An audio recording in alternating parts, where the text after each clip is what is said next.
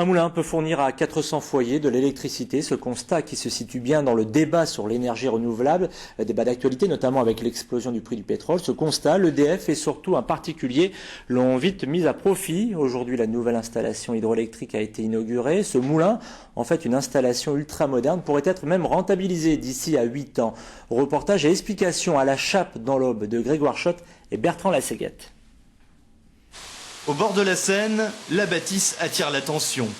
Derrière ses murs, une ancienne papeterie. En faillite, l'usine disparaît en 1965 et laisse place à une coquette maison de campagne. Seules subsistent les turbines du moulin à eau. Les nouveaux propriétaires ne les laissent pas rouiller. À l'époque, avec mon père, on avait mis donc des courroies, des vieilles génératrices, et pendant 36 ans, on a fait nous-mêmes notre propre courant électrique. L'initiative personnelle va se développer. EDF encourage Paul Vineau à investir dans la construction d'une centrale hydroélectrique. S'engage alors un véritable parcours du combattant. Pendant 2 ans, l'homme fait face aux réticences locales, celles des pêcheurs par exemple, inquiets pour la tranquillité du poisson. Le projet aboutit finalement. Aujourd'hui, cet hautbois dispose d'une petite usine à domicile, capable de produire 200 kW par heure, une énergie qui profite à quelques 400 foyers.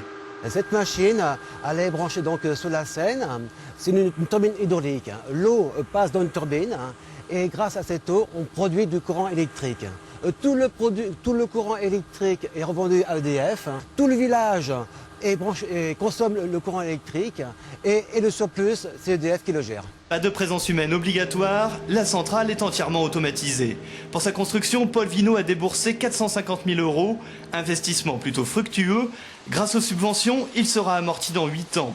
Mais l'impact de cette installation sur l'énergie reste variable. On peut mettre une turbine sur quasiment n'importe quelle taille de rivière, à condition qu'effectivement on ait le débit d'eau en fonction. On en a des toutes petites qui font de l'ordre de 20-30 kg, c'est-à-dire 10% de celles-ci, qui font 10 fois celles-ci. Donc en fonction de la rivière, on va pouvoir alimenter de quelques foyers jusqu'à des villes de plusieurs milliers d'habitants. 85 centrales de ce type existent dans la région, un chiffre qui pourrait doubler en exploitant les nombreux moulins désaffectés au bord des cours d'eau.